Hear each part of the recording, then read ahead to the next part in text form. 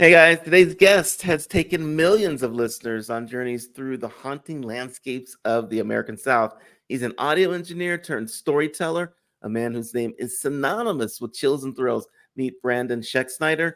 He's the creative force behind Southern Gothic, from working with country legends like George Strait to exploring shadowy corners of Southern history. He's here to push the boundaries of what we thought we knew about hauntings and haunted stuff and everything historic. So let's get into it. Here we go.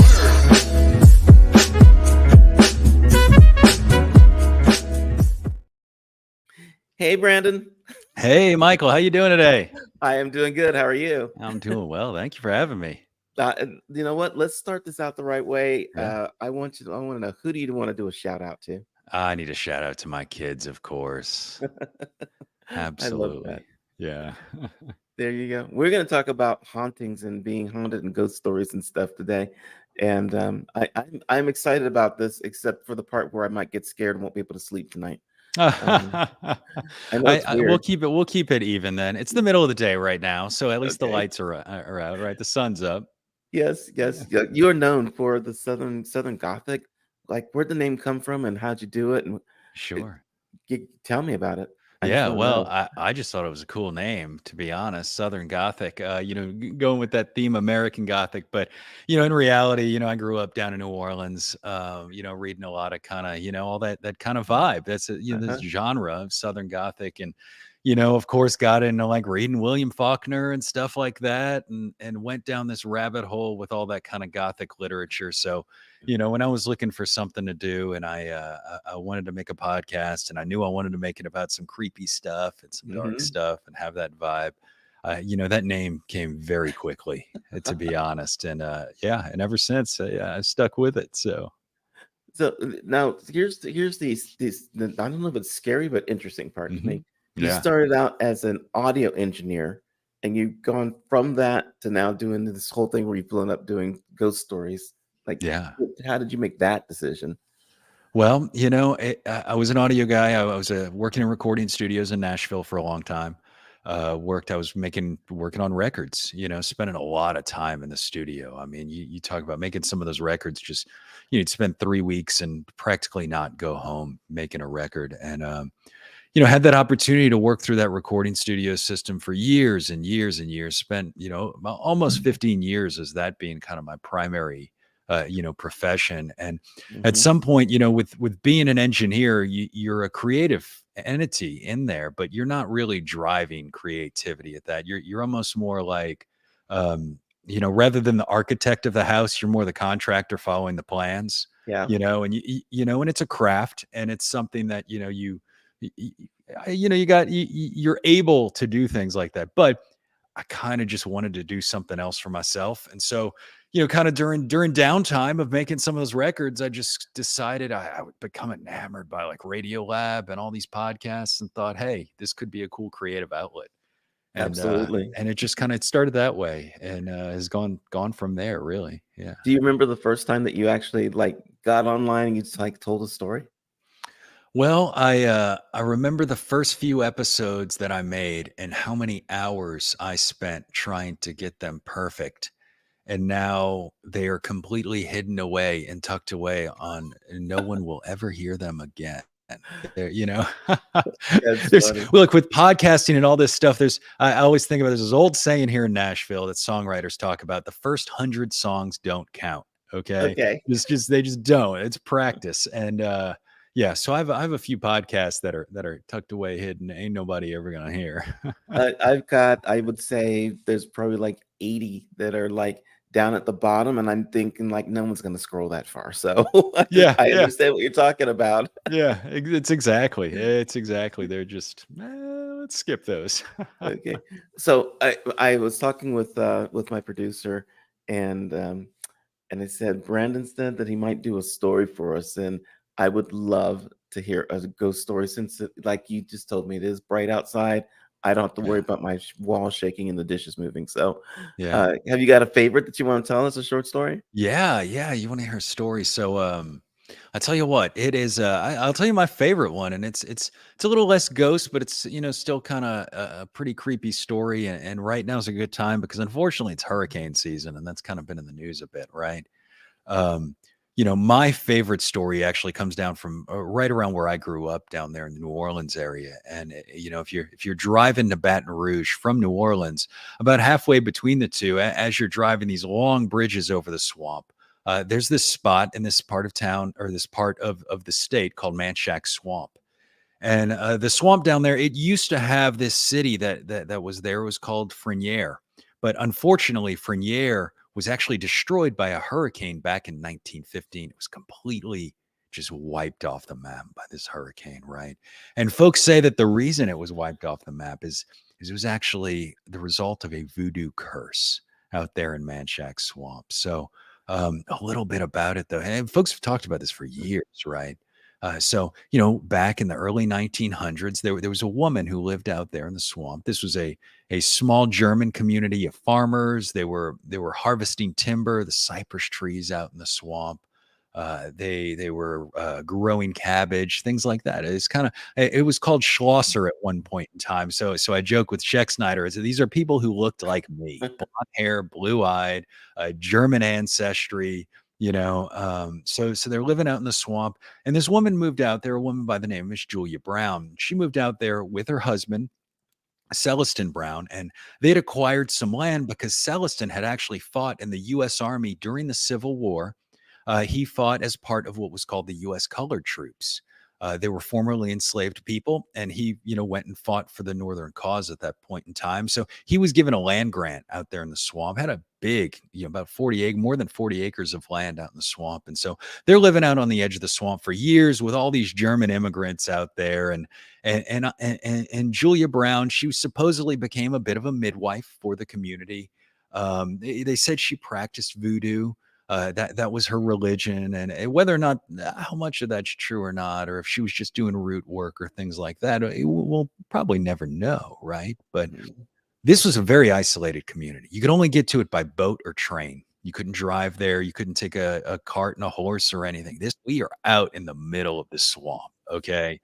And so if anybody got sick, they'd go to Julia Brown and she would help them. If someone was pregnant, she was the midwife, right? So she had a very good relationship with this community until she didn't. Okay. Mm. Because one day after Celestin passed away, as a little bit of time passed, folks said that she started to sour on the other folks in town, and their relationship started going downhill. And what they noticed was she was starting to spend time out in her cabin, out on the edge of the swamp, sitting there on the front porch in a rocking chair, just kind of twiddling with some string and kind of singing this just eerie song. When I die, I'll take the whole town with me.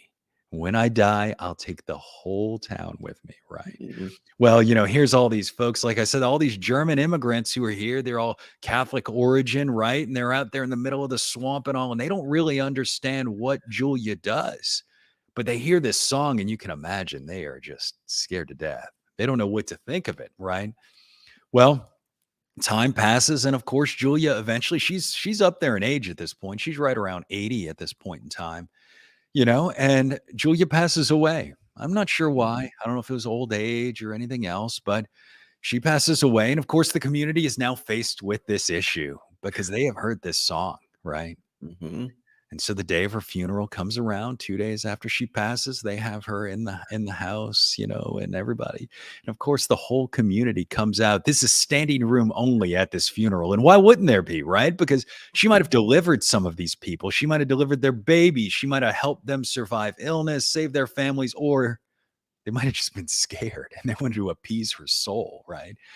So it's standing room only at this funeral, and everyone's there. But little do the folks in Frenier realize that at the same time, they're so isolated, they haven't heard the news that there is a vicious hurricane that is actually making landfall in Louisiana, just right down the road, right down in New Orleans, making landfall Mm. somewhere between 2 and 4 o'clock that afternoon. So as they're in this building, crammed in at the funeral, all of the rain starts to pour and all the wind starts to pick up. And all of a sudden, all of the water around them in the swamp, it starts to raise in that storm surge. And the next thing you know, they are just getting pummeled by these rains and all the hurricane coming in, and folks don't know what to do, and they're running off, and they realize how vicious this hurricane actually is as it's coming in, and they're running out of that. Folks all around, folks are trying to make it out to the railroad, getting the train. Maybe the train can take them back to New Orleans. People are trying to get by boat to the next dry land, do everything they can to save themselves. They say some folks even were climbing trees to try and get away from the raising waters, which was absolutely horrific in its own right, because they described later hearing the sounds of some of their friends and family drowning below them. And that's what Mm, they experienced. This is an absolutely vicious storm. It was one of the worst ones in recorded times prior to named hurricanes, right? wow. That day, we had over 200 to 400 people died in southeastern Louisiana. And that town of Frenier, where Julia Brown lived, was completely destroyed. And her body washed away that day out into the swamp. So since that time, it makes us wonder now with Julia Brown, right? What really Yeah. happened? Did Julia Brown curse the town of Frenier? Was she predicting that this storm was about to happen? Was she really practicing voodoo and had this kind of vengeful wrath? Or was she just a regular person who kind of got, a bad rap at the end of the day? Okay, I just have to know, Yeah. how much of the Frenier being there is a real place, and how much Yeah. of it is a fictional place that now is part of the story? Frenier is absolutely there. It's still there to this day. There's actually a couple buildings there. You can stop on I-55 if you're going up to Baton Rouge. There's an exit. If you're going to Baton Rouge I-10, there's the I-55 split. It's right on the isthmus between Lake Pontchartrain and Lake Maurepas. And you can take the exit there. There's a Cajun Pride swamp tour. You can actually go visit. It's actually on some of the land that Julia Brown actually owned at that point in time. So historically speaking, this is what makes this story so eerie. All of Right. this stuff happened. The only thing I cannot promise you that happened is, did she sing that song or not? That's Okay, it. but Yeah. okay. So Yeah. are a lot of the stories that you tell, do they have a, a true or realistic, or you can look up and stuff Yeah. backstory, or do they not?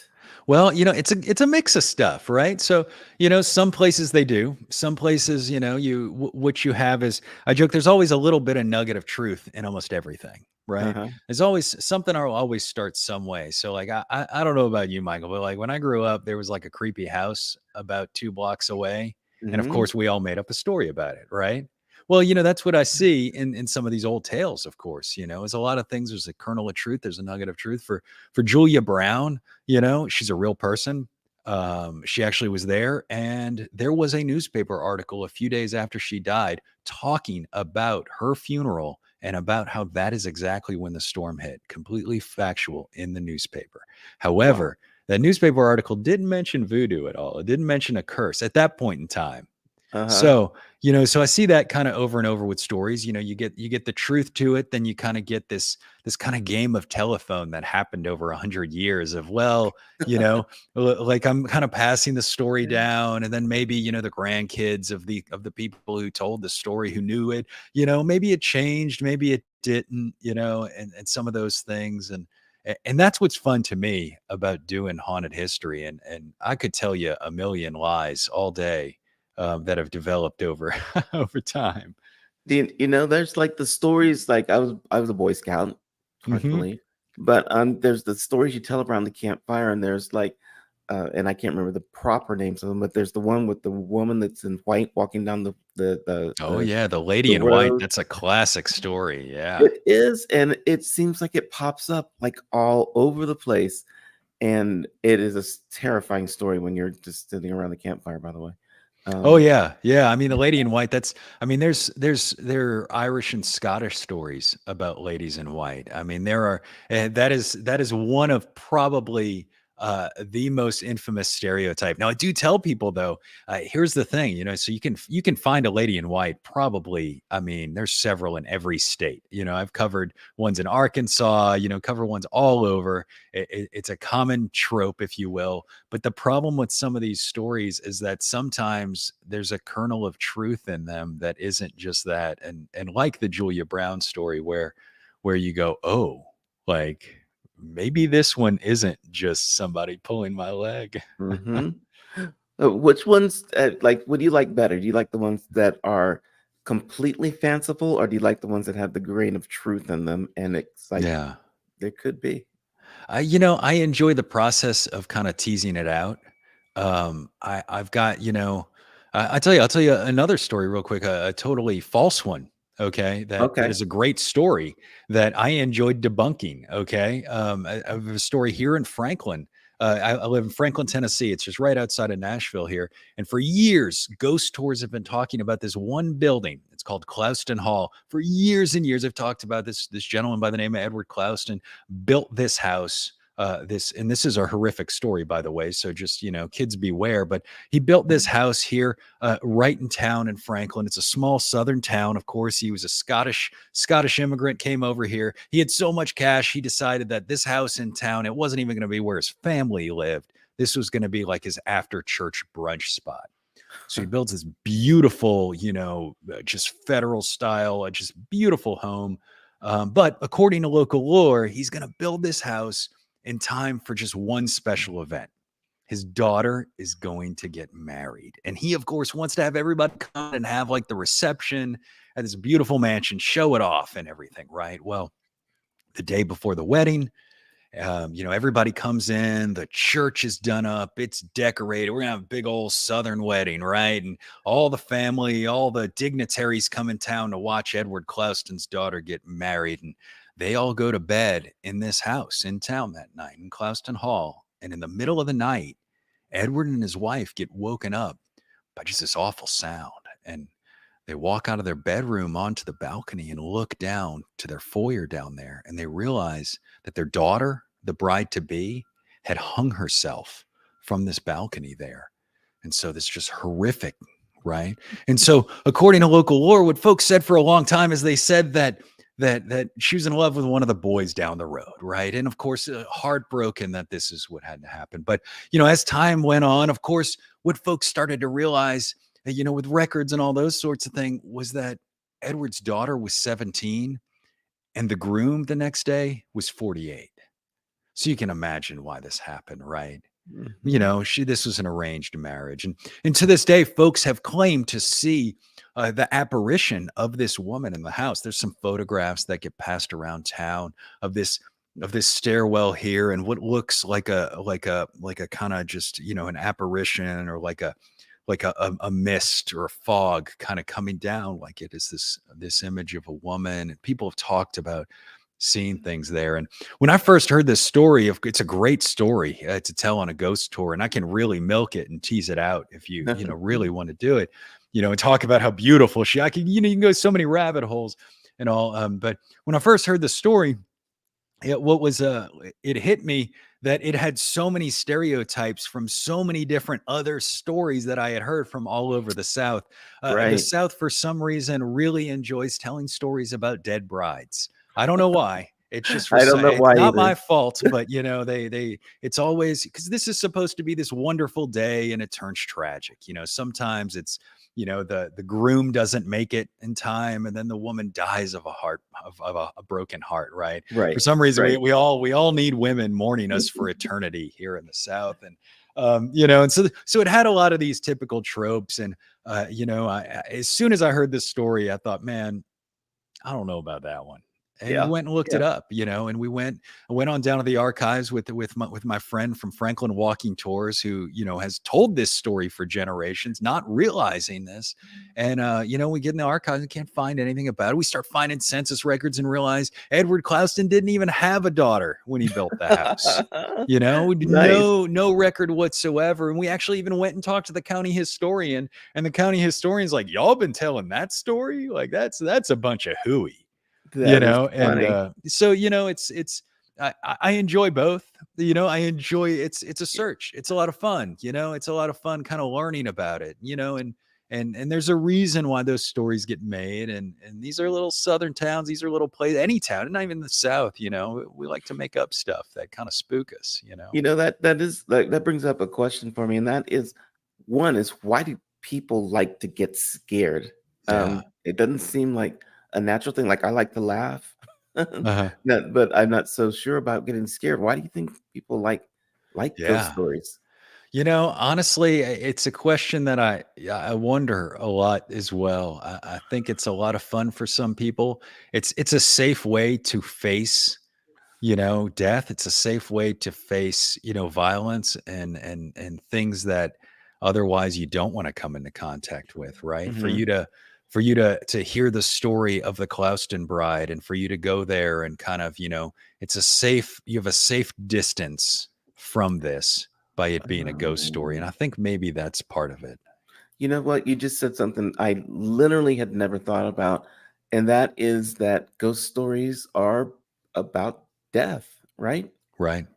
Yeah. Yeah, it's trauma, and I think even if you come at it from a perspective of a ghost hunter, if you're someone who believes in spirits as this kind of energy and as things, they talk a lot about, in order to have a ghost Yeah. somewhere, you have certain conditions, and one of those conditions is likely going to be trauma. And that's why it's there. So I think it's the same reason why we have such a large true crime kind of interest. A true crime as a genre is as large as it is, you Yeah, know? it's just you just literally opened my mind to something brand new. What place have you been that has like the most ghost stories, and they just get around, and like someone who Sure. wants to go on a vacation and be scared to death, where should they go? Oh, man. Well, we went in December, went out to Waverly Hills Sanatorium in Louisville, Kentucky, That's okay? scary. And Just yeah, the it's word this old sanatorium. abandoned yeah, it's a tuberculosis sanatorium, right? And it's abandoned, this giant four-story building. It's just hollowed out and empty. So they had purchased it a few years ago as an abandoned and began, I mean, I say a few years ago, probably over a decade ago, and have been doing ghost tours, and they're trying to, keep it renovated, keep it around, right? It's got a bit of a history to it and all, and there's lots of stories in there, lots of different stories about people who've come through there. But we went and visited that in December. We made the mistake of visiting it in December because we went from midnight to 6 a.m. as like a lock-in to this thing, and Uh-huh. it was cold. It was like 20 degrees out there. We're bundled up, walking through this abandoned sanatorium, and, there's lots of folks out there with all the meters looking for ghosts and things like that. And, there's just all these little different floors. There were different stories about what happened there, and a very famous place. It's supposedly world renowned for what they call shadow people, where if you walk down the hall and you keep your eyes peeled, where you might see kind of faces and things kind of poking out, sticking out, No. just kind of shadows. I know, and we didn't get too freaked out. I was really hoping, I joke, I'm not really big into all the ghost hunting equipment. I want to experience it, right? Hmm. I want to have that firsthand experience. I don't want to, necessarily have little meters moving and things. And didn't really, feel too much. But man, there was one point we're on the third floor near where the children's wing was, and my girlfriend grabbed my arm and she's like, "We're leaving this floor right now." Just, I mean, so it was a blast. I reckon if you're into spooky stuff, go on one of those tours where you kind of get to wander around because they just let you free roam, you know. Have you ever, like, yourself, like, Yeah. my brother was telling me the other day, he was in some town, he travels all over the place.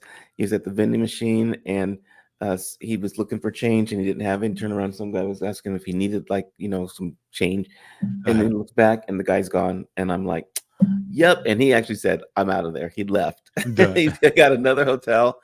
Anything like that happen to you where you're like, "That's probably a ghost," or "It's scary enough that I'm just not staying here?" I wish it has not happened. I've had some kind of weird kind of events that seem to like coincidentally, maybe that's something I joke usually.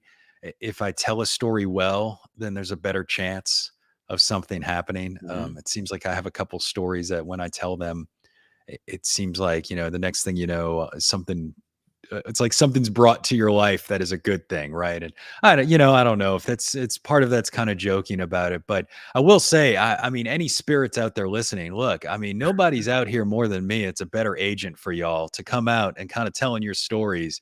I mean, come on, man, I'm waiting. Nothing would make me happier if Yeah, like the light behind you was just like freaking me out.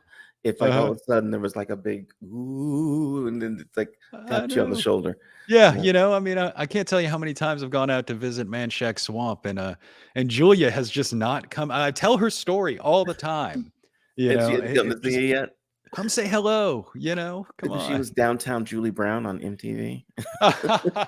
We're dating ourselves, Michael. You be There careful. you go. I'm just saying, it might have happened. Yeah, yeah. Oh my god. So for people that want to like just hear more of your stuff, I know you've got your website and you got your Sure. podcast. Is that what's the best place for them to find you? Yeah, well, Southern Gothic, the podcast, is on all your podcast apps. You can get it on Apple Okay. Podcasts, you can get it on Spotify, anywhere you listen to a podcast, you can grab Okay. that. Of course, if you want to go to the website, southerngothicmedia.com, that'll take you straight to Southern Gothic, or, you can go to my website as well, which good luck spelling it, but, I'm sure Michael will put a link somewhere. We will put a link So, to it. Even your website, your but, last name, Schexnayder, is absolutely, check out the show on your podcatchers. yeah. That's the place to be. I wanna do something fun. So we do this with, like, everybody that's come on lately. I wanna Uh-huh. play a little game of this or that with you. I'm All gonna right, let's ask you do a it. question. I'll give you 2 choices. You can choose one or the other, but you can't choose neither or both. Okay. So, let's just see where this or that goes with Brandon Schexnayder. We'll start easy, get maybe a little harder, harder, maybe some thought-provoking ones pop up later. Um, Orbs or shadows? And there's no, right or wrong or interpretation. It's however you Uh-huh. interpret it. Okay. Okay. So orbs or shadows? Shadows. Yeah. Yeah. How about haunted house or haunted forest? Ooh. Let's do a forest. Yes. Yes. Yeah. Have you got haunted forest stories? Not enough. I Okay. mean, swamp stories, but not forest. Not a lot of forest ones. Yeah. Okay. Electronic voice phenomena, EVP, or spirit photography? Oh. Well, I'm an audio engineer, so I am extra skeptical with the audio recordings because I Yeah. understand how how all the algorithms work. So we're gonna have to go with the photography. Yeah. Classic ghost story or modern ghost story? Ooh. Modern definitely freaks me out more now. Yeah. By the way, do you ever make up your own ghost stories, and just or do you retell, Yeah. classics? Well, I have this one that I kinda made up on my own. I won't say made up, but it was when I learned the most one day about how ghost stories get made because there's this Mhm, when I was growing up, we lived about, I don't know, a couple blocks away from the levee on the Mississippi River in New Orleans, right? And, mhm, if you've ever been down there, the levee is during the different seasons, the river goes up and down or, kind of gets higher, comes up to the levee. And when it's not during one season, there's like a gap of land between it. Looks like a little swamp between the river and the levee. When I was growing up, my dad used to tell me that if I didn't eat my dinner, then Mr. Nolan was going to come out from behind the levee and eat my dinner. All right. Like, he was, I thought of him as some like hermit or something. Right. uh-huh, So anyway, so when I got older, I was down at my sister's house one day with my kids and I thought I would tell them the same thing. And it's like, well, this is how stories get born, right? Like this right. is how, like your dad tells you something. And of course, he's just trying to get me to eat my peas and carrots or whatever, right? And I told this story a little more drawn out to a friend one day, and on a podcast, I was on somebody's podcast, told it a little, and my dad listened to the show, and he texted me after and said, "Mr. Nolan was our life insurance salesman, and you just happen to be scared of him." So like my brain had just kind of like interpreted more of what this was. There's just an old guy who came over to sell life insurance, and I was just like freaked out by this dude as There like a you go. 5-year-old. So no, I don't make up my own, but I think we all kind of interpret our own. And yeah, I'm Yeah. feeling you on that. How Yeah. about the Sleepy Hollow's Headless Horseman or the Woman in White? The woman in white is, as we talked about, for sure. Yeah. Yeah. Yeah. How about Ouija boards? Harmless fun or risky Oh, business? I ain't touching those. No, really? No, I have, as a joke, I've got my welcome mat out there outside of my flat. It's a Ouija board welcome mat, but you will Uh-huh. not find an actual Ouija board in my house. I don't know if it's I real. I don't know if I believe it, but I'm not going to find out. okay, all right. Now, see, there might be the way that you find your ghost, but I have to agree with you about Ouija boards. They scare the crap out of me. Even though they used to sell those like for kids for like parties and Yeah. stuff. Yeah, yeah, Like, my kids are dying to play with one, get one. yeah, I don't know, man. I grew up I remember how bad I was scared with, like, The Exorcist and all. I'm not, like, I yeah, don't think they're real. I don't think it I'm skeptical, yeah. but I'm not gonna find out. What about what's the scariest scary movie that you've ever seen? Man, on as when I was younger, the Texas Chainsaw Massacre scared me more than anything. Okay, like that was because it was but it was different because it was so realistic because they didn't show stuff. It Uh-huh. was like the way it was cut was like your brain had to like it's similar to Jaws, right? Like you didn't Mhm. really see anything for the longest amount of time, and I don't know about y'all, but what's up in here is way worse than anything you can show me. Absolutely. Yeah, Oh my god. Okay, what about full-bodied apparitions, ghost, or yeah. disembodied voices? Oh man, I want to see a full body apparition. I mean, I'm dying again. I'm y'all's PR agent. Come on, man. Let's somebody come say hi. There are people who swear they've got pictures of Mhm. apparitions, and I guess they do. I don't know what they have, or if it's bad Yeah, film at back in the day, or CGI, or whatever it is these days. But people say they're there. I don't know. yeah, yeah, yeah. I mean, I don't negate any of it at all. Mhm. I think it's one of the things that I've learned doing this so long is 99% is probably hooey, but there's like another 1% that y'all I, I don't know. Okay. All right. So ghost hunting, we haven't talked specifically about that. Thrilling Sure. adventure or serious research?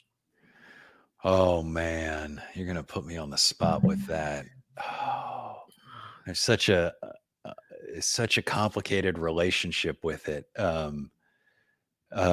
Because I have friends who I feel like really do a serious, great job with it, Mhm. and but again, I feel like 90% of it is not. So, let's just call it. What were the options in your words? So I don't. So Well, liability wise, I don't upset any of my friends. thrilling adventure or serious research? Let's just call it a thrilling adventure today. How Okay, about we'll that? go with thrilling adventure.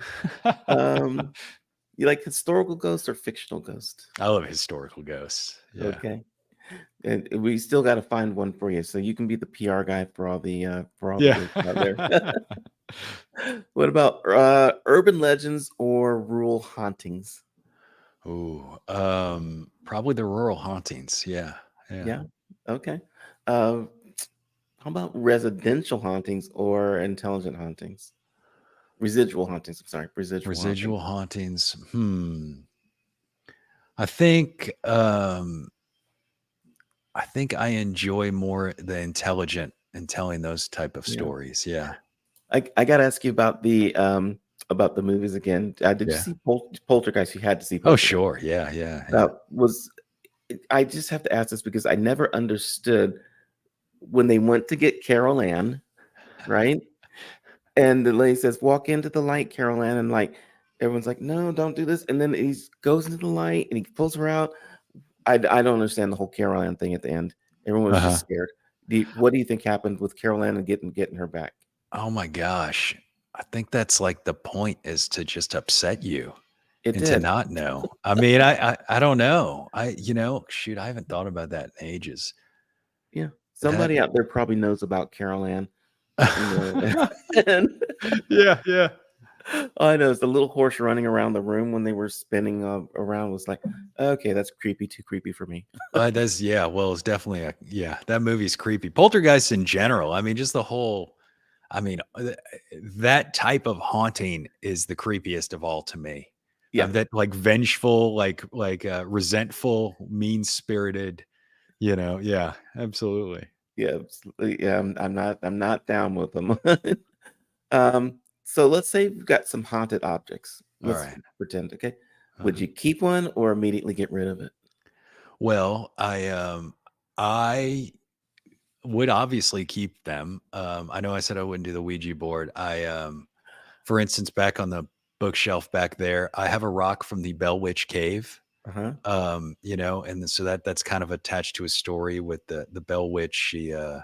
She's actually a poltergeist. That's a great American ghost story. Was considered the only ghost to actually kill a human. The only person from the Whoa. afterlife back in the early 19th century. Just this spirit of a witch who haunted. Anyway, it's in Tennessee up there, and there's a cave that she supposedly haunts the cave, and it's a Mhm. tourist spot, and you can go visit it. And I went out to the spot, and I had just started dating my girlfriend, and she's a weirdo like me as well, of course. And how could she not? She's the one that wants to go to the Bell Witch Cave at this point. So we Yes. decide to go, and we go to the cave. And of course, the whole discussion is the fact that, supposedly if you take a rock out of this cave, it's bad luck. And there's all these stories about people who leave the cave with a rock. They get a mile down the road and there's a car accident or something like that, right? And when you go in the kind of to buy your tickets, there's all these letters on the wall from all these people sending the rock back. Please take the rock. This awful thing happened. Well, I'm down in the cave. And of course, I'm with a pretty blonde girl who I'm just started dating. And, I'm going to show off and steal a rock. She did as well. She, of course, had to get a bigger one than me. Yeah. And I still have the rock. And, this is now much later, and she is still in my life. So we kind of joke, maybe we got the opposite effect if it wasn't, actually, but so, yeah. So to make a long story short, I collect some weird things ever since we did that. I've definitely Okay. got some objects from some haunted places that I should not.